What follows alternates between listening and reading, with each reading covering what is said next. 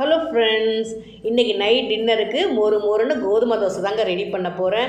மொறு கோதுமை தோசைக்கு மாவு எந்த பக்குவத்தில் மாவு கரைக்கணும், எந்தளவு தண்ணி சேர்த்து நம்ம மாவு கரைச்சோன்னா நமக்கு மொறுன்னு கோதுமை தோசை கிடைக்கும் அப்படின்ற ஃபுல் டீட்டெயில்டு வீடியோ தாங்க பார்க்க போகிறோம். இன்றைக்கி மொறு கோதுமை தோசைக்கு கெட்டு போகாத ஒரு தேங்காய் சட்னி, நல்ல ஒரு காரசாரமான வேர்க்கடலை தக்காளி சட்னி இன்றைக்கி ரெடி பண்ணியிருக்கேன். இந்த வீடியோவில் நிறைய டிப்ஸ் அண்ட் ட்ரிக்ஸ் எல்லாம் இருக்குது. வீடியோ ஸ்கிப் பண்ணாமல் பாருங்கள் ஃப்ரெண்ட்ஸ். நம்ம சேனலில் முறையாக பார்த்தீங்கன்னா நம்மளோட விகாஸ் சமையலை சப்ஸ்கிரைப் பண்ணிட்டு பக்கத்தில் இருக்கக்கூடிய பெல் ஐக்கானை கிளிக் பண்ணிக்கோங்க. வாங்க இன்றைக்கி நம்ம மொறு கோதுமை தோசை எப்படி ரெடி பண்ணுறோம் அப்படின்றத வீடியோக்குள்ளே போய் பார்க்கலாம்.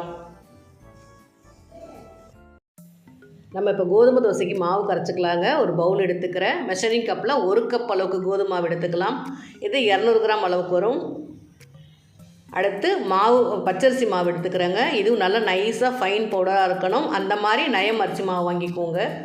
இதுவும் மெஷரிங் கப்பில் 1 கப் அளவுக்கு வரும். இதுவும் 200 கிராம் அளவுக்கு வரும். இல்லை நம்ம வீட்டில் கொடுத்து மிஷினில் அரைக்கக்கூடிய பச்சரிசி மாவாக இருந்தாலும் பரவாயில்லை. அடுத்து பார்த்திங்கன்னா ரவா வந்து ஒரு 1/4 கப் அளவுக்கு எடுத்துக்கிறேன். இது 50 கிராம் அளவுக்கு வரும். பச்சரிசி மாவு கொஞ்சம் குறைன்னு இருந்தால் நமக்கு தோசை உடஞ்சி போக வாய்ப்பு இருக்கும். அதனால் நல்ல ஃபைனான அரிசி மாவு சேர்த்துக்கோங்க. அப்போ தான் தோசை வந்து உங்களுக்கு உடஞ்சி போகாமல் நல்லா கிறிஸ்பியாக வரும். நம்ம எல்லாத்தையும் சேர்த்து ஒரு தடவை நல்லா மிக்ஸ் பண்ணிக்கிறேங்க. அடுத்து தண்ணி சேர்த்துக்கலாம். மெஷரிங் கப்பில் 1 கப் அளவு தண்ணி சேர்த்துருக்கேன். இது 2வது கப் அளவு தண்ணி சேர்த்துருக்கேன். அடுத்து இது 3வது கப் அளவு தண்ணி சேர்த்துக்கிறேன்.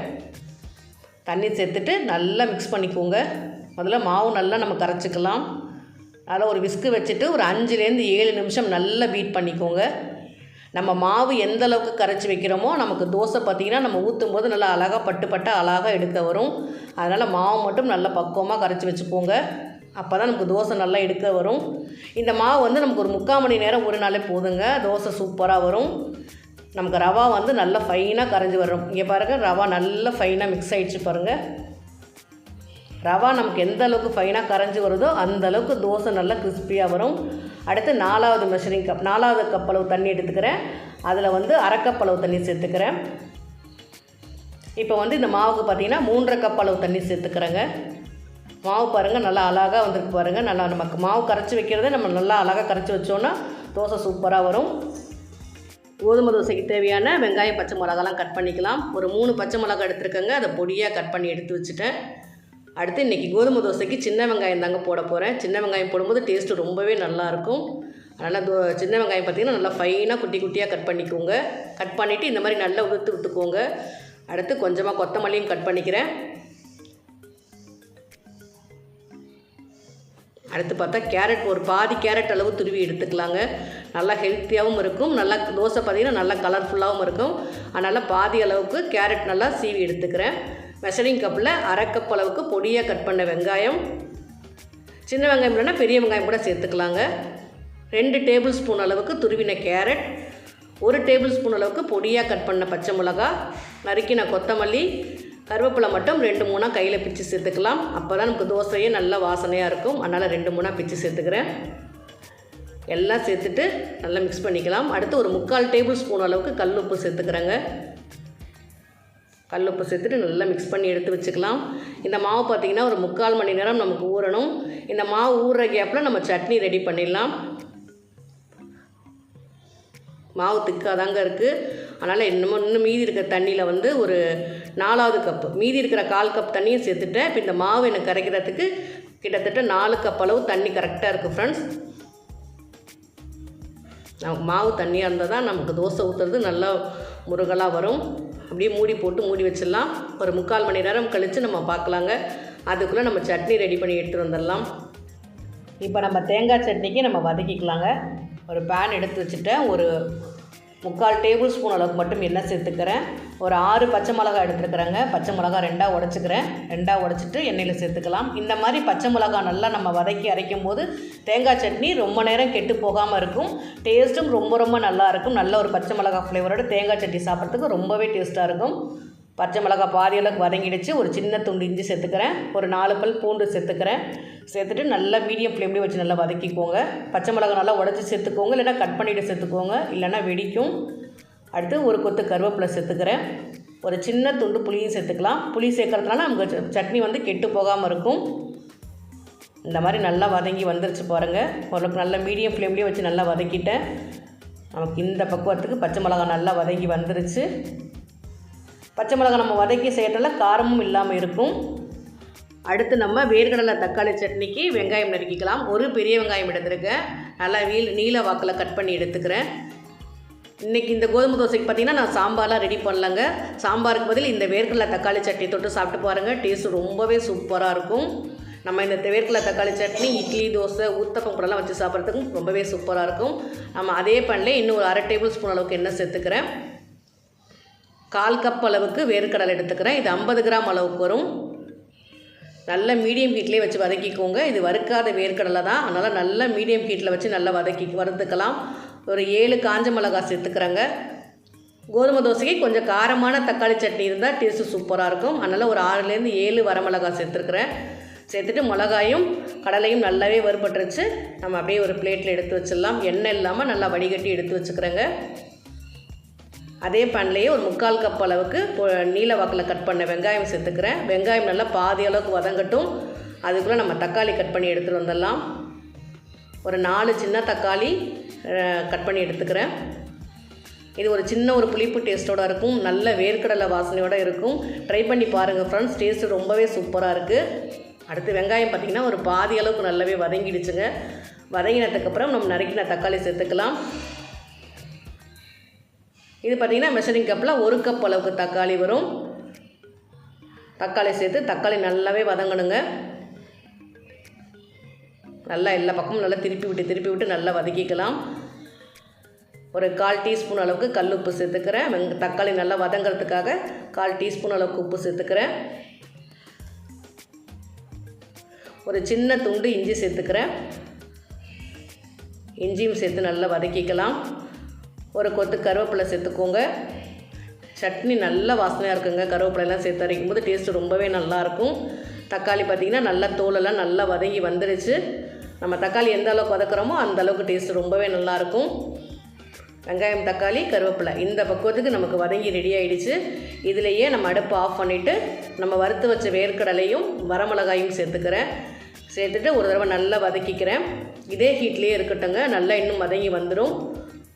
ஒரு 1/2 டேபிள் ஸ்பூன் அளவுக்கு கல் உப்பு சேர்த்துக்கிறேங்க. ஏற்கனவே நம்ம ஒரு 1/4 டீஸ்பூன் அளவுக்கு கல் உப்பு சேர்த்துக்கிறோம். அடுத்து இப்போ ஒரு 1/2 டீஸ்பூன் அளவுக்கு கல் உப்பு சேர்த்துருக்குறேன். மொத்தத்துக்கு 3/4 டீஸ்பூன் அளவுக்கு கல் உப்பு சேர்த்தாச்சு. இது நல்லா ஆறட்டும். ஆறினவுடனே நம்ம அரைச்சி எடுத்துக்கலாம். நல்லா ஆறிடுச்சுங்க. ஒரு மிக்ஸி ஜார் எடுத்துகிட்டு நம்ம தக்காளி சட்னி அரைச்சிடலாம். நல்லா பாதி அளவுக்கு நல்லா நைஸாக அரைச்சிக்கோங்க. அடுத்து மெஷரிங் கப்பில் 3/4 கப் அளவு தண்ணி சேர்த்துக்கிறேன்.